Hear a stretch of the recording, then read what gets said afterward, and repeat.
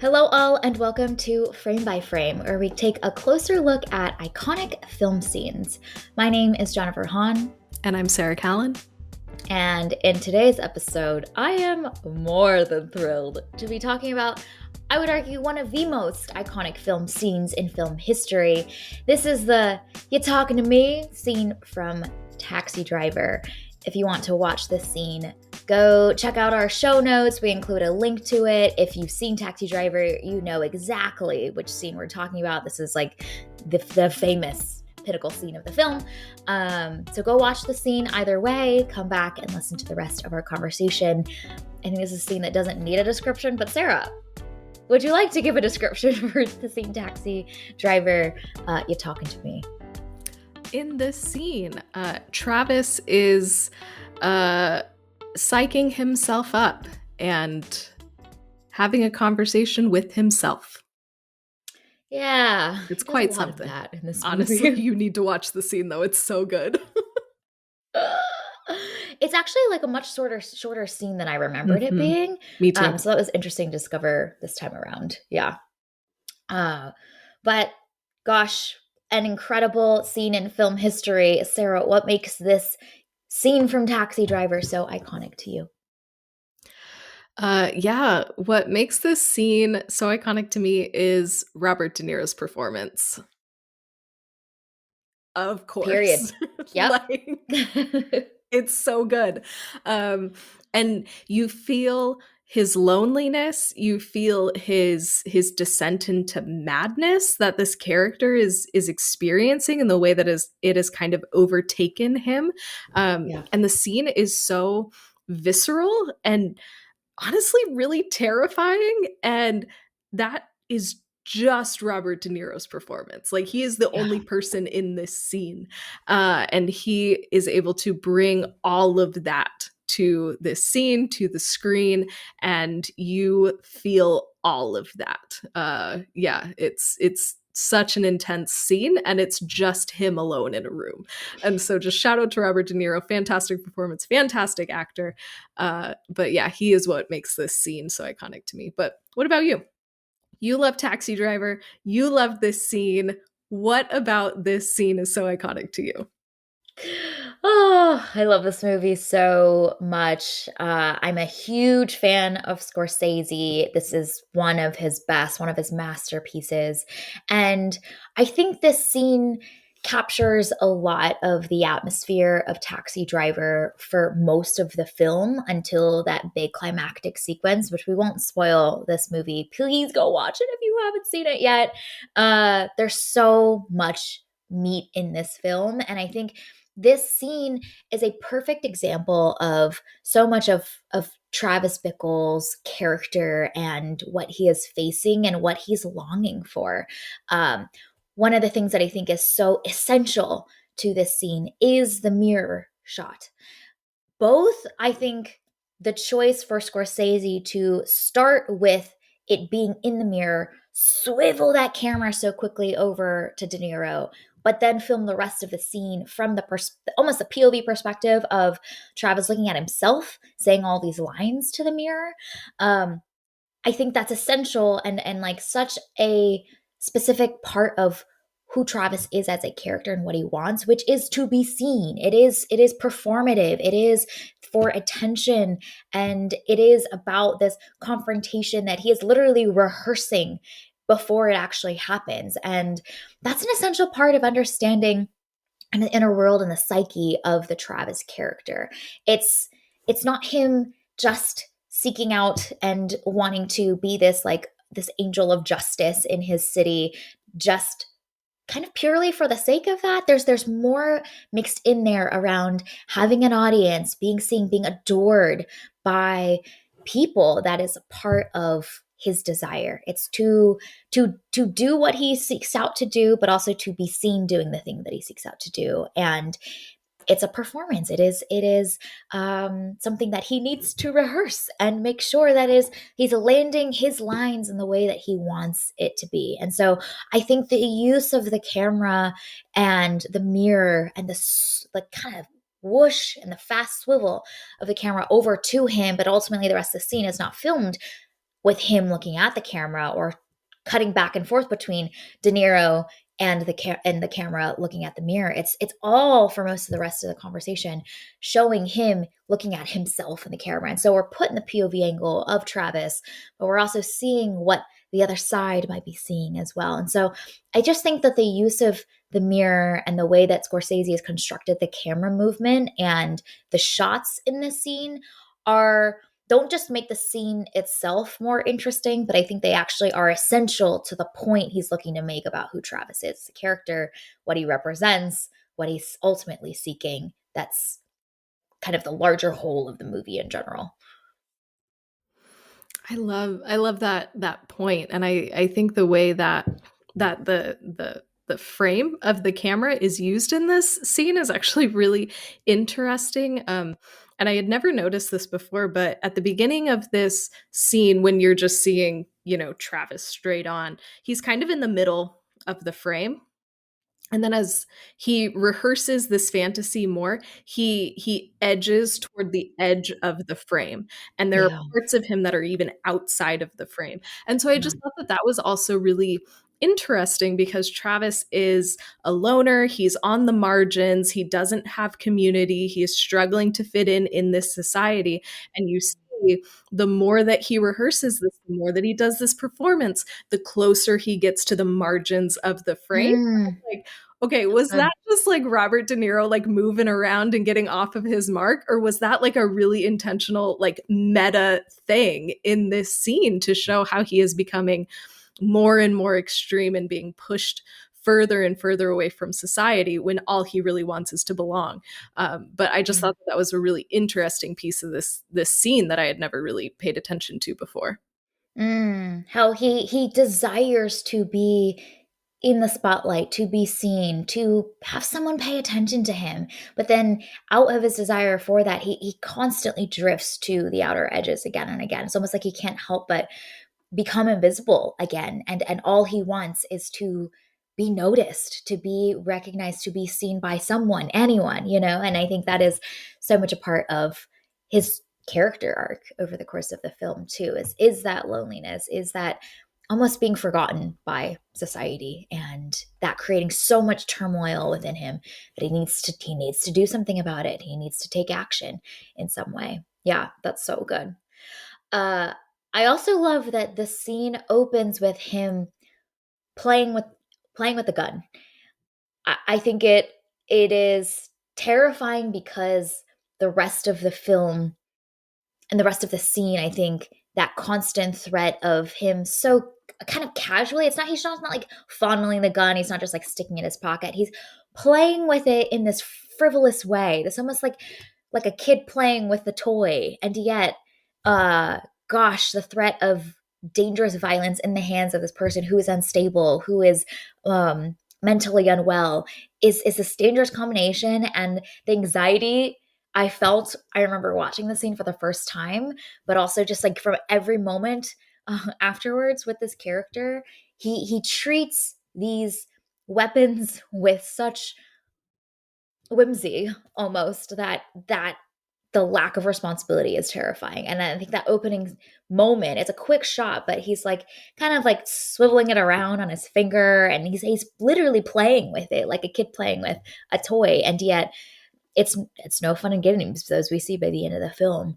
But to him, it's like there's something that's not registering about what this thing is. He's not treating it gingerly or carefully the way that we see other protagonists or anti-heroes in films like take care of their equipment. It's like twiddling it around on his finger. And that's part of the like almost frivolity and the lack of understanding of the stakes that is part of Travis's character as well. He's not we can feel he's not sober minded about what he's doing and what is happening around him when he's taking action. And I think that playfulness with his weapons is part of that the scene literally opens with. Well, and I think your point about this being a performance and him being a showman is like interwoven in all of that too. Cause like, let me Yeah. do this cool trick with my gun, like you have to rehearse that too, How are you going to get good at like twirling your gun around if you don't practice? But I think that that ties in so well with what you just mentioned about him not caring. You know, he doesn't Yeah. care who he hurts, even if that includes himself. You know, there's just Yeah. a complete like lack of respect for like human life. Um, even though he so desperately wants to belong and wants to be seen. It's so interesting. This Mhm. character is a whole complex mess. Um, but I think all of those things tie into how he's using the gun. And even, you know, kind of midway through the scene when he finally like has it shoot out of his sleeve, you know, it's terrifying to see him, you know, build up to that, and then the kind of glee on his face when he finally has this gun, you know, pointed in this imaginary person's face. It's absolutely terrifying. And yet there is that showmanship piece of it too, which I think brings an added layer of complexity to this character and what he is trying to orchestrate and what he's trying to achieve through this act of violence that he's planning and kind of psyching himself up for. Yeah, absolutely, absolutely. You De Niro performance, I mean, is incredible. I have a note down jotted down here that's just De Niro crazy eyes. Like he's got the crazy eyes, you know, like it's not okay. And I love the shot that we get where we are almost looking at from the POV angle of whoever his target is and having to look him in the face as he's saying, performing the whole confrontation. And what's rough is that, like, by the time in the narrative arc of the film, the scene happens, we've built an understanding of who he is and all he longs for, that he's a dangerous character, but he's also such a sympathetic character to us by this point, and we have to wrestle with the complicated moralities of how we feel about this character and also the acts that he's about to commit over the course of the film. But when we're almost having to like look him in the eye from the perspective of the camera, you just see this man who is unwell, that has been spit out by society, that has not been taken care of as he's come back from war as a vet, has desperately tried to connect with others and has failed every time, and almost just honestly been cast off by society and truly forgotten and uh, looked down upon again and again over the course of the film. That you almost have to like look in De Niro's face, you know, and look into Travis Bickle's eyes because of the angle of the camera. You just have to look him in the eyes and you see that it's crazed in there, but you also see the humanity, this kid that just wants to be loved, wants to connect, and has time and time again been unable to because of the way the society and the 1980s New York world has been structured. And I think that's one thing that I think was so notable to me this time around that I don't think I noticed as clearly in the previous watches is when he's doing his whole "you talking to me" long long segment. uh the sound mixing is so interesting because in between his lines you can hear the background noises of the urban soundscape in the city behind him.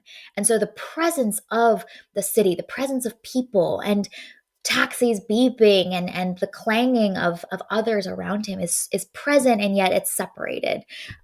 So that platitude of around like it's often loneliest being around like plenty of other people in a big city, and you kind of feel the smallest and the most alone in those places. I think the presence of the background noises in the urban soundscape is essential to feeling the loneliness that he feels being alone in his apartment, plotting this whole thing, rehearsing this whole thing to just be seen by somebody.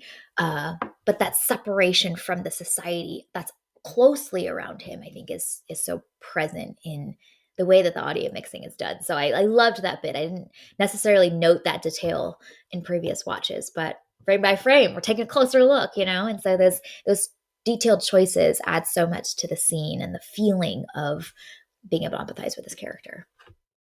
Yeah, you feel like you are there in that New York City apartment with him. And Yeah. I think that that pairs so well with that little montage that we get after his iconic Yeah. lines. And he's, you know, reading from his journal. But we just see him, you know, laying on his bed. Then he like rolls over into like the fetal position. And you feel how alone he is. Like, you know, he's alone in his apartment when he's rehearsing, but there is a vulnerability that comes when we just see him lying there, and you feel the weight of that loneliness and the way that that has really been eating at him.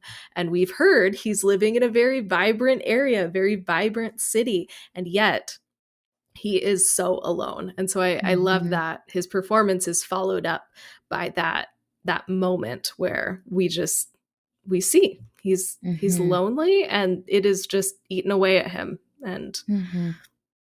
that's why we're here. Yeah, and I loved your observation around like him lying and rolling over into the fetal position. Like he's just a kid. He was sent off to war as a young person and has come back, and his brain doesn't know how to acclimate back to society, and you feel that like childlikeness in him, and it's all being misguided in these really twisted ways, but all he desires is to connect, and all his failed attempts leading up to this point that we've seen. Even honestly, even the irony of his line being "You talking to me," which De Niro famously improvised, and Scorsese said, "Do it again so we can get that take."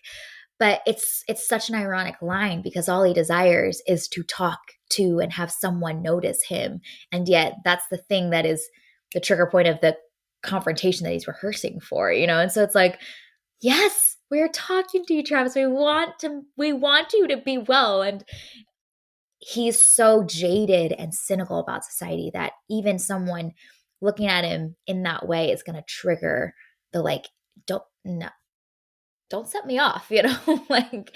And I think that the irony of the line itself is fascinating in the context of who this character is. All he wants is to be noticed, to be recognized, to be seen, to be loved, and yet "You talking to me" is the line that he's like, I what? Don't talk to me. Don't look at me. What you looking Right. at? And so I think that's the fascinating, like double like sided meaning of that line in general that De Niro came up with as he inhabited Mhm. this role. Yeah. Yeah. That I think that's so wild to me, is that he was so immersed in this character that he came up with this line, and it's one of the most iconic lines ever, one of the most iconic scenes in all of film history, and it's because De Niro knew this character so well, and just brought that part out in him. It's wild. Mm-hmm. So good. So good. Oh my gosh. This film is incredible. One of Scorsese's best. Really, I think pivotal for just a complex morality kind of tension point for you to sit with. I think it's the best way to describe it. I don't even know how to talk about this film and summarize it in a few words. So just go watch it and then re-experience the scene in the context of the film in general. I think this film, like watching the scene in the context of the movie itself, it adds so much more weight to what this scene represents in the context of the larger film. But this was our scene breakdown of this very famous, very iconic moment from Taxi Driver. Thank you for listening to today's episode of Frame by Frame. You can subscribe to this podcast on Spotify, Apple Podcasts, or wherever you tune to your favorite shows. Drop us a rating and review, letting us know your thoughts about this scene from Taxi Driver, how it's changed and evolved, or new things that you've noticed in it as you've experienced it multiple times. And also, this is just my constant shameless plug for you to go watch this movie. I'm just going to take this opportunity to just swing hard for this movie. You can connect with us on Instagram, Threads, and Blue Sky at MoviesInUsPod, or email us at moviesinUsPod@gmail.com. Check out our website, andusmedia.co, for the latest on Movies in Us and our other podcast, TV in Us. We are also part of the Movie Archer podcast network, so check out and learn more at moviearcher.com. Keep an eye on this feed. We will be back more with Movies in Us film reviews. So in the meantime, we hope you have an amazing week, and we'll talk again with y'all very soon.